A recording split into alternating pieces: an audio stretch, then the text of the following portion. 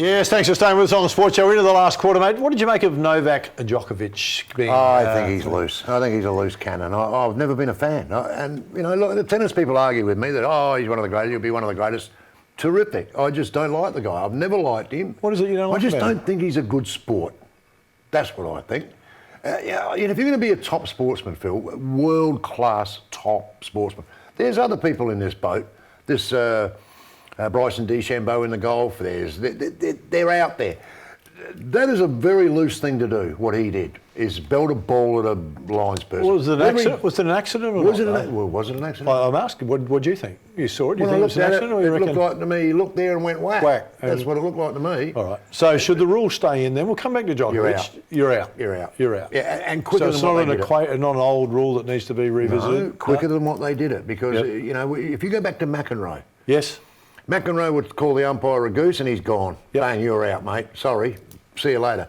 This one here, they deliberated on, because he's the world number one. I don't care if he's world number 485.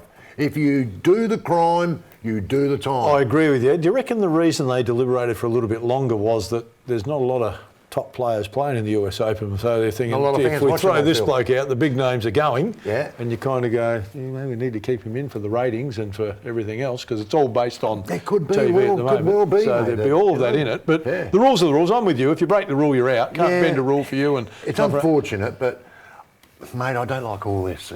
I've just never been a fan of that guy. Is he disadvantaged because Federer is so good and Nadal is so good that he just doesn't? He's good, but they're so good it makes him look ordinary. Is it a little bit of that? So good, but they're so good at being good sports. I agree. That's the key. Yeah. Everyone loves Federer.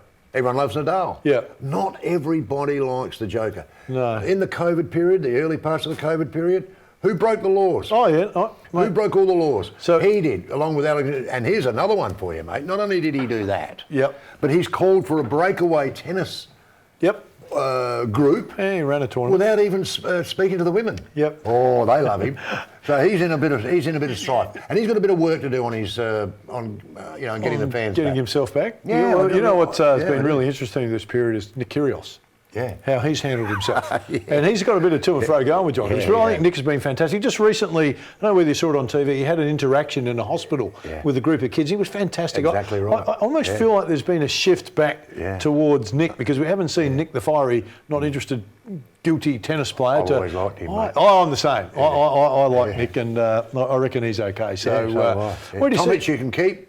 Kyrgios is a different kettle of fish. Yeah, I think you could probably do that too, mate. And quickly, mate, Port Adelaide sitting nicely at number one. Yes. They're going to be in the grand final? Well, not according to all the pundits, not according to all the... how can you be top for 24 weeks and not get a mention in premiership contention? Do we ever in South Australia not get knocked by outside of South Australia? It's amazing. Isn't it? Be it the Crows, be it the Power, be it whatever, my time with the 36ers, whatever it was, nothing good seems to come out of South Australia. When we win it, we were lucky, or we were... Yeah, that's right. I think we need to pump our chest a lot more. Well, and talk ourselves up, because like I said, no one else does. Yeah, they hop into us a lot, but I've lived in every state in Australia, and I can tell you, Phil, if I had a choice of living in the top two, would be South Australia and the Northern Territory, and you can keep the rest. All right, Baz Curtin.